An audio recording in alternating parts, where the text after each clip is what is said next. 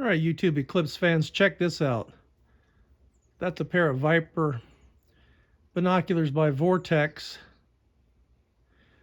with a piece of shade 14 welder's glass rubber banded on to the binoculars. I've got 2 rubber bands on there. That's just for demo purposes. On Eclipse Day, I'm going to put at least 3 or 4 because you don't want a rubber band to break and have that piece of welder's glass fall off while you're looking at the sun during the partial phase of the eclipse. But that is a fast, easy, cheap way to put a solar filter on your binoculars. You don't have to cobble together some weird cardboard discs and cylinders and crap. You just get a piece of glass and slap it on there. It's cheap. It's very high quality glass. Probably better than that solar film. Well, I'd say probably. I don't really know. But I looked at the eclipse in October with this, and it was absolutely beautiful.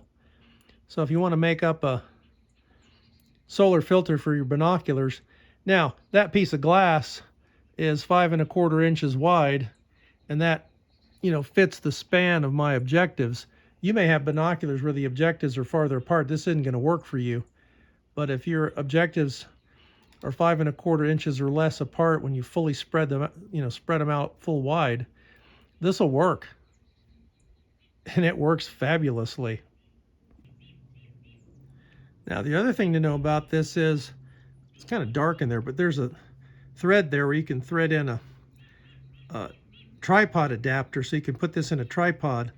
And if you use the regular tripod adapter, it sticks out too far forward and your glass plate will bang up against it. But there's another kind of tripod adapter that you can stick in there that has a vertical post. And then there's a tripod plate down below. And you really want to put these, when you're looking at the sun with this, you want these on a tripod. You can hand hold them.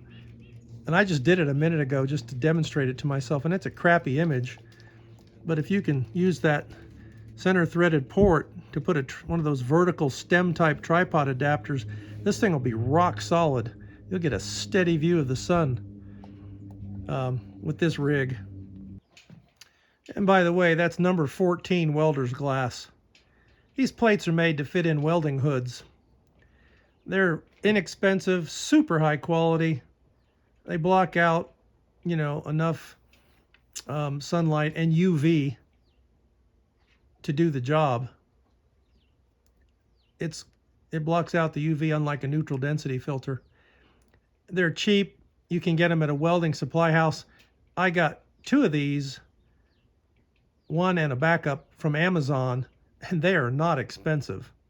And it makes it really easy to rig up your binoculars with a number 14 welder's plate. It's 4 1/2 by 5 1/4 inches. Now, here's a good reason to buy 2 plates. You can use it on your camera. Again, way easier than cobbling something together with that solar film that's so easy to tear up and shred to pieces. You just get your lens hood and put it on backwards so you can hook your bungee cords onto your lens hood, wrap around the front of that glass. I use this rig in the 2017 Eclipse. Works fabulous. And if you can't find bungee cords of the exact length, you can just make them. You can get this cord material in bulk, and you can also get these little hooks in bulk and make them to the exact length to give you exactly the tension you want to hold that welder's plate right onto your reversed hood. This works fabulous.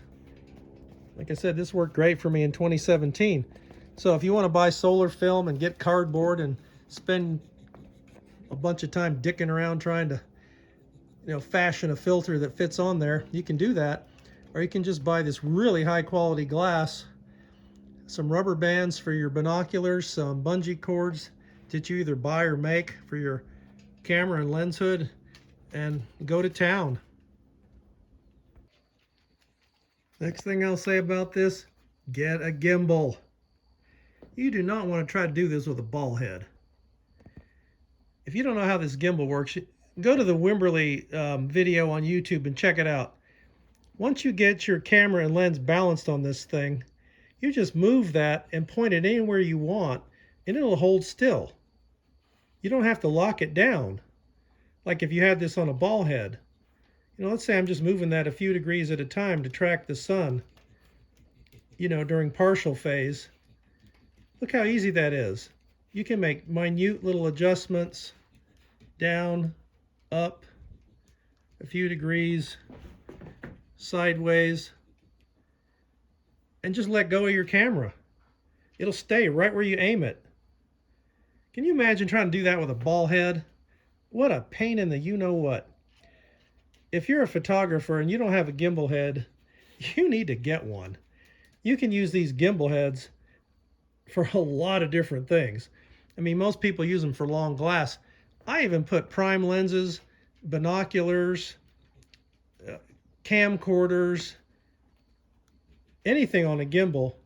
It's smooth as silk if you spend the money and get a Wimberley, and you should spend the money and get a Wimberley. Don't cheap out on this. But look at that. I can track the sun all day without a star tracker, manually, and get good results with my hand and this gimbal, and save a ton of money. I wasn't going to buy a star tracker just for the Eclipse. But look at that. Point it here, let go. Point it there, up, down, let go of it. It doesn't move. This is the way to photograph an eclipse if you don't want to buy a star tracker. Don't try a ball head. So here's the regular tripod adapter for binoculars. That's a Vortex brand. But it's this curved pedestal, and it secures into the binoculars with this thumb screw. And you can see that thumb screw sticks out from the front face of the objectives, and it would stop that welder's glass from fitting up against there. But you can take this thumb screw out. It's a 1/4 by 20, and you can exchange it out for just a regular screw like that, and then you won't have this protrusion sticking out blocking your welder's plate. So here you can see I've replaced that thumb screw with just a regular 1/4 by 20 screw, and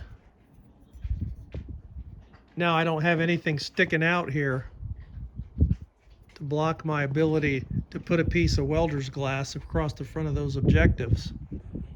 So if you can't find one of those post type tripod mounts, I got mine off of eBay, and they haven't arrived yet, but you could just use that and then still use your regular tripod mount for binoculars. I'll tell you one thing, once you put binoculars on a tripod, you'll never want to handhold your binoculars again, because you get a rock solid view.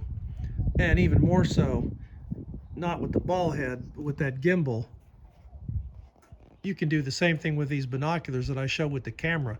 You can just move them any direction you want, left and right, up and down, and they'll hold dead steady. You don't have to be fooling around with lock knobs. Try to put binoculars on a tripod once, and even a gimbal if you can, and you'll really appreciate that.